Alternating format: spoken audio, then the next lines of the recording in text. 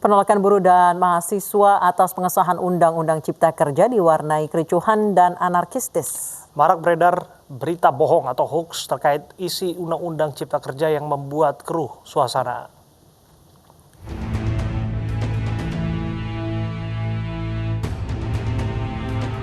Kericuhan mewarnai unjuk rasa massa buruh dan mahasiswa di sejumlah daerah Indonesia.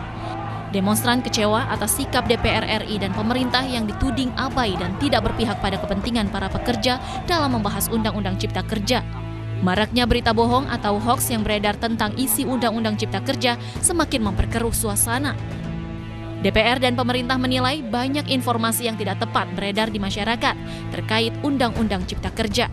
Sejumlah menteri menggelar jumpa pers untuk meluruskan kesimpang-siuran informasi Undang-Undang Cipta Kerja.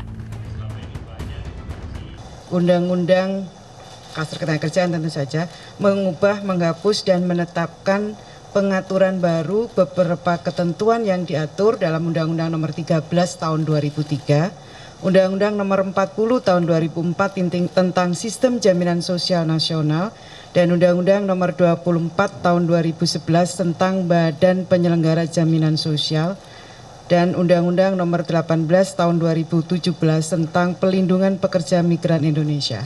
Kenapa saya baca? Karena ini untuk menekankan bahwa undang-undang ini dimaksudkan untuk memberikan penguatan perlindungan kepada tenaga kerja dan meningkatkan peran dan kesejahteraan pekerja atau buruh dalam mendukung ekosistem investasi. Terdapat sejumlah informasi hoax yang beredar di masyarakat, di antaranya soal uang pesangon yang dihilangkan. Faktanya, dalam bab 4 pasal 89 perubahan dari pasal 156 Undang-Undang Tenaga Kerja, pengusaha wajib membayar pesangon dan uang penghargaan masa kerja. Informasi upah minimum provinsi dan kota dihilangkan juga ternyata hoax. Faktanya, upah minimum regional tetap ada dan dibayarkan per satuan waktu atau hasil. Beredar juga informasi menyesatkan soal hak cuti pekerja yang dihilangkan tanpa kompensasi. Faktanya dalam pasal 89 Undang-Undang Cipta Kerja diatur soal cuti pekerja termasuk cuti tahunan dan cuti panjang. Terkait informasi outsourcing diganti dengan kontrak seumur hidup juga hoax. Outsourcing ke perusahaan alih daya tetap dimungkinkan dan pekerja menjadi karyawan perusahaan alih daya. Massa buruh juga dibuat gerah karena hoax PHK sepihak oleh pengusaha.